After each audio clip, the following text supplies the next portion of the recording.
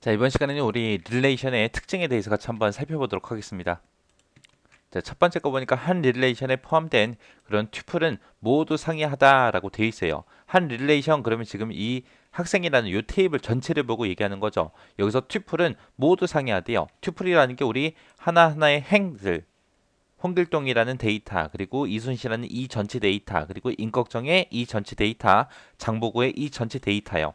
이런 데이터들은 전부 다 모두 다 달라야죠. 만약에 홍길동의 데이터가 여기 있는데 이 데이터가 똑같이 아래쪽에 또 있어요. 그러면 안 되잖아요. 그죠?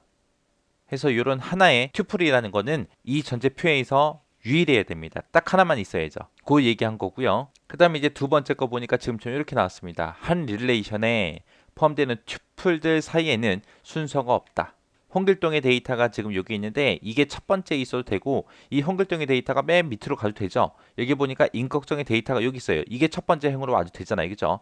해서 각각의 튜플 단위로는 위치가 바뀌어도 아무런 상관이 없어야 됩니다. 세 번째 거 보니까 튜플의 삽입 삭제. 그러면 이제 한 사람의 데이터가 삽입이 되거나 삭제가 되는 거죠. 그건 이제 시간에 따라서 계속해서 변하더라. 왜? 한 학생이 다른 학교에 다니다가 전학을 올 수도 있는 거고요. 지금 우리 학교에 다니다가 다른 학교로 전학을 갈 수도 있는 거잖아요. 그죠? 해서 한 명의 학생의 데이터를 삽입을 하거나 삭제를 하게 되면 테이블은 이 전체 테이블은 내용면이나 크기면에서 계속해서 변하게 됩니다. 그 다음 거 보니까 이제 속성 간의 순서는 중요하지 않다라고 했어요. 여기 보니까 학번이라는 속성이 있고 이름이라는 속성이 있고 학년이라는 속성이 있고 신장도 있고 학과도 있죠. 얘네들끼리 서로 순서가 바뀌어도 되잖아요. 이름이 먼저 나오고 그 뒤에 학번이 나와도 되는 거고 맨 앞에 이제 학년이 먼저 나오고 학번이 오고 이름이 오고 그렇게 와도 상관없는 거잖아요. 그죠?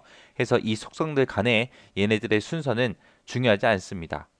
자, 그 다음 거 보니까 하나의 테이블에서 각각의 속성의 명칭은 유일해야 돼요. 학번이 여기도 있는데 뒤에도 또 학번이다. 또 학번이다. 그러면 안 되잖아요. 그죠? 이런 이름들은, 이런 제목들은 유일해야 돼요. 근데 그 안에 들어가는 이런 값들 있죠? 이런 값들은 동일한 값이 올 수 있습니다. 해서 속성의 명칭은 유일해야 되고요. 속성을 구성하는 값들은 동일해도 아무런 상관이 없습니다. 학년에 보면 1학년이 딱 한 명만 있는 건 아니잖아요. 그죠? 이런 데이터가 지금 4개밖에 없으니까 그렇지 이런 데이터가 만약에 100건이 있다고 생각해 보세요. 그럼 2학년도 여러 명이 될 거고 1학년도 여러 명이 될 거 아니에요. 또 키가 170인 사람이 한 명만 있으라는 법은 없죠. 여러 명이 될 수도 있는 거고 학과가 똑같은 사람이 있을 수도 있는 거죠. 이름이 동일할 수도 있는 거고요.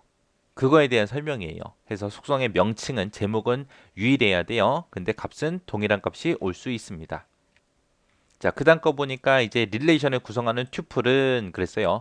요 튜플이 이제 요 한 사람의 데이터라 그랬어요. 이 전체를 보고 우리가 튜플이라고 하는데 이거는 이제 유일하게 식별하기 위해서 속성들의 부분 집합을 우리가 키로 그렇게 설정할 수 있습니다. 만약에 홍길동이라는 사람이 두 명이 있어요. 근데 그 두 명이 같은 학년, 같은 반이에요. 같은 학과. 그리고 그 두 명은 키가 똑같습니다. 그럴 수도 있잖아요. 그죠? 그럴 때 이제 유일하게 그 두 명을 구분하는 방법은 뭐가 있어요? 우리 학번이 있죠. 학번이 똑같은 사람은 없겠죠. 지금 얘가 이제 그 얘기 한 거예요. 학번 같은 것들로 키를 설정할 수 있어요. 만약에 동명이인이 없다. 그러면 이름으로도 할 수 있겠죠. 근데 학년이나 신장이나 학과는 이런 거는 똑같은 게 여러 개 있으니까 이런 걸로는 못하고 학번이나 이름을 가지고 할 수 있는데 여기서 이름도 원래는 제외를 시켜야 맞는 거죠. 동명이인이 많으니까. 그 다음에 이제 속성값 하고 나왔습니다. 속성값은 논리적으로 더 이상 쪼갤 수 없는 그런 원작값만을 저장해야 돼요. 만약에 지금 여기 학년이다 그러면 2학년도 있고 2학년도 있고 1학년도 있고 4학년도 있고 이렇게 있죠. 만약에 이게 초등학교다 그러면 1, 2, 3, 4, 5, 6하고 6학년까지 있을 거 아니에요. 그런 학년들을 더 이상 세분화시킬 수 있다 없다? 없다. 그런 값들을 우리는 속성의 값으로 지정을 해야 되더라. 이렇게 해서 이제 릴레이션의 특징을 예제를 통해서 이렇게 살펴봤어요. 이 강의가 끝난다고 해서 그 다음 강의로 바로 넘어가지 말고요. 여러분들이 직접 교재에 보면 학생 테이블도 있고 이런 설명도 써 있잖아요. 그것들 서로 비교하면서 이 릴레이션의 특징에는 이런 것들이 있구나라고 정확하게 여러분들이 기억하고 지나가시기 바랍니다.